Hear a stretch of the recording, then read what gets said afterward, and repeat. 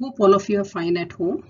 So today I'll tell you how to do a project on seed germination from the chapter Seeds and Seeds. This is a presentation by Mrs. Sima Shah from KV Khanapara. First of all, take a pot or tin with a hole. बच्चों, आपको एक pot लेना है, मिट्टी का pot लेना है या फिर प्लास्टिक का पॉट भी चलेगा। अगर आपके पास पॉट नहीं है तो कोई बात नहीं, आप कोई टिन ले सकते हैं, कोई पुराना कंटेनर ले सकते हैं, बट याद रखिए उसमें एक छेद बना दीजिएगा। फिल द पॉट और tin with soil.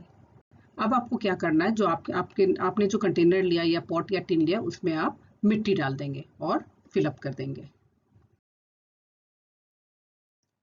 Place the seeds in the soil, gently press in the seeds or lightly cover them with soil.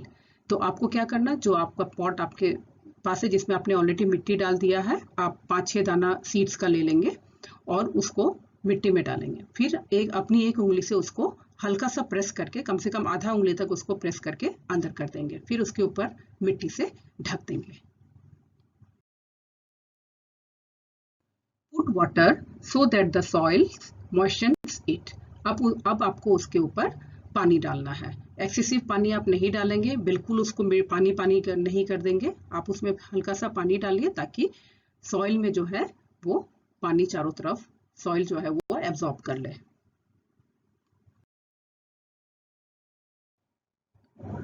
Now leave the pot in open area so that it gets sufficient light and air. Water it every day. Observe it daily. The day you observe something coming out of the soil, approximately after 7 to 10 days, start filling the table date-wise for 1 week. तो आपको क्या करना है, एक बार आपका pot में आपने seeds डाल दिया, फिर आप उसको एक ऐसे एरिया में रखिए जहाँ पे प्रॉपरली सनलाइट आता हो, प्लस हवा भी उसको मिलता रहे। डेली आपको उसमें पानी डालना है और आपको अगला 7 से 10 दिन तक आपको उसको डेली देखना है। जिस दिन आपके सीड से आपको दिख जाएगा कि नया प्लांट निकल के आया है, उस दिन उस डेट से आप अपना ऑब्जर्वेशन टेबल फिलअप करना शुरू करेंगे। फॉर एग्जाम्पल, हम मान लेते हैं कि आपने 7th को सीड प्लांट किया, तो अप्रोक्सीमेटली 7 डेज आप उसमें ऐड कर दीजिए, तो लगभग 14th को, या मे बी 8 दिन लग रहा है तो 15th को। तो जिस दिन आप पहला दिन देखेंगे उस दिन 15th या 16th को आप लिखेंगे 15th जुलाई और आप अपना ऑब्जर्वेशन टेबल करेंगे। 15 से लेके अगला 7 डेज तक, यानी कि 22 जुलाई तक आप अपना ऑब्जर्वेशन टेबल फिलअप करेंगे। Now, how you are going to measure the height of the plant? To find the height of the seedling or the plant, use a thread and then measure on the scale. तो आपको कैसे height को major करना है, आप एक thread धागा ले लेंगे और उसको एक उंगली से मिट्टी में रखेंगे और दूसरे से ऊपर की तरफ उसको प्लांट का हाइट को मेजर करेंगे। फिर उसको जितना भी मेजरमेंट होगा उसको आप थ्रेड को या तो सीजर से कट कर दीजिए या फिर आप उसको नेल से अटका के रखिए और फिर स्केल के ऊपर रख के आप उसका मेजरमेंट लेंगे। Now children, this is your observation table. First of all, you have to write the name of the seed.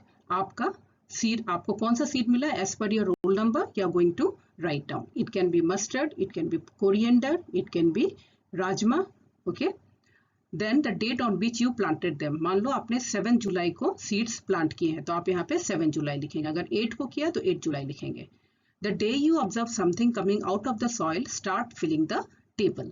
अब मान लो 7th को अगर आपने किया है तो 14th या 15th को, जब भी आप पहला दिन जब आप देखेंगे उसमें से प्लांट सीड्स में से सीडलिंग निकल के आया है, सीड जर्मिनेट कर गया है, तब आप अपना पहला डेट डालेंगे ऑब्जर्वेशन टेबल में।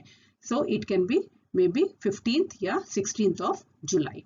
उस दिन आप हाइट को देखेंगे, हाइट ऑफ द प्लांट कितना है, आपको उसको सेंटीमीटर में लिखना, और अब बहुत ही ज्यादा छोटा है तो आप उसको मिलीमीटर में भी लिख सकते हैं। नंबर ऑफ लीव सीन, क्या आपको कोई लीव दिखाई दे रहा है, अगर दिखाई दे रहा है तो आप लिखिए, नहीं दिखाई दे रहा है तो आप उसमें डैश कर दीजिए या नो लिख दीजिए। एनी अदर चेंजेस, आपको कोई और चेंजेस दिख रहा है उसमें, अगर दिख रहा है तो आप लिखेंगे, नहीं दिख रहा है आप नहीं लिखेंगे। उसी तरह से 15 अगर फर्स्ट डे आपने लिया तो 16th अगला दिन होगा, फिर से आप हाइट ऑफ द प्लांट को देखेंगे और उसी तरह से आप इस टेबल को 22 जुलाई तक फिलअप करेंगे। Now once your observation table, you have completed your observation, you have filled up your observation table, you have to answer the following questions.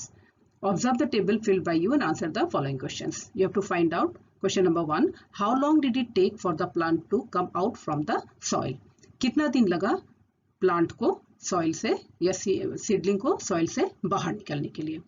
What was the difference in height of the plant on the first and second day? अब इसके लिए आप क्या करेंगे, पहला दिन आप पहले मेजर कर लेंगे प्लांट का हाइट, फिर आप नेक्स्ट डे मेजर करेंगे हाइट, और फिर दोनों को जब आप माइनस कर देंगे तो आपको डिफरेंस मिल जाएगा। Third, on which day did the length of the plant increase the most? तो आप 7 डेज आप अपना ऑब्जर्वेशन लिखते जाएंगे और आप जब माइनस करते जाएंगे तो आपको पता चल जाएगा कि कौन सा डेट ऐसा है या डे ऐसा है जिस दिन आपका प्लांट का हाइट सबसे ज्यादा हुआ है। Did new leaves come out of the plant every day? क्या आपके प्लांट में डेली एक एक नया लीफ आ रहा था? अगर हाँ तो आप ऑब्जर्वेशन टेबल को देखेंगे और उसी हिसाब से लिखेंगे। Was there any change in the stem of the plant? क्या स्टेम में कोई चेंजेस दिख रहा था आपको? मोटा हो रहा है, पतला हो रहा है, सूख रहा है, क्या हो रहा है? तो अगर कोई चेंजेस आपको दिख रहा है कलर में, हाइट में या थिकनेस में, तो आप वो चीज लिखेंगे।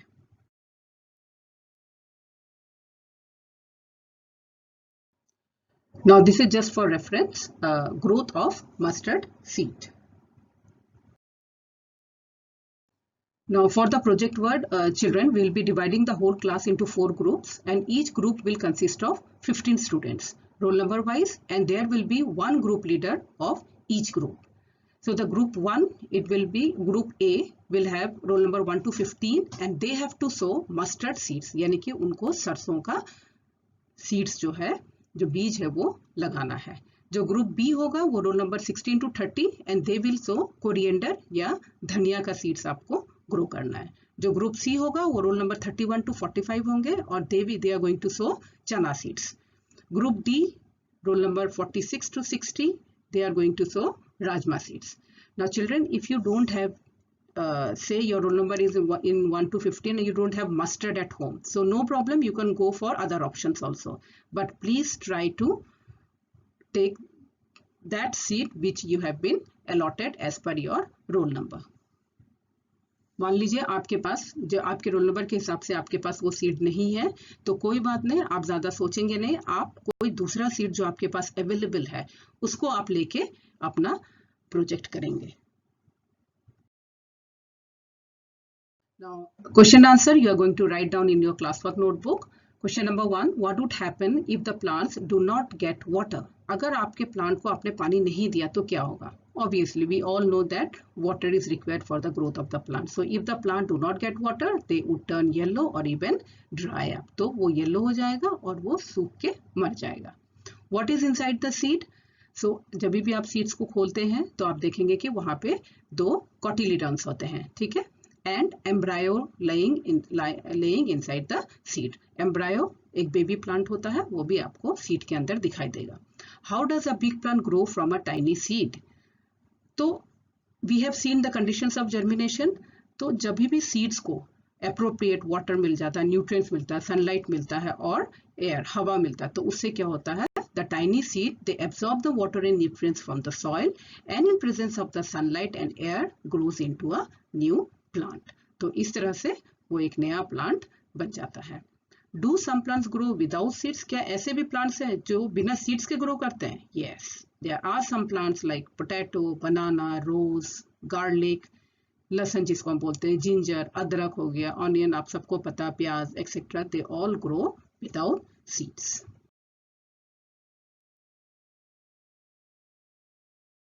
Children, here you have to just think and imagine. You're not going to write anything in your copy.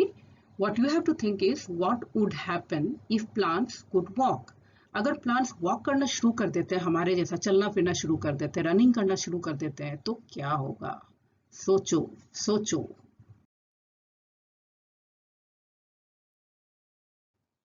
So that's all about the presentation. Children, you will do this project as subject enrichment and this will be graded. This subject enrichment will be for the month of July and it has 10 marks. So please do your project work properly, and you have to submit your project by the end of the month. That means by 29 or 30th July. Before that, you have to submit your project work to the concerned teacher. Thank you.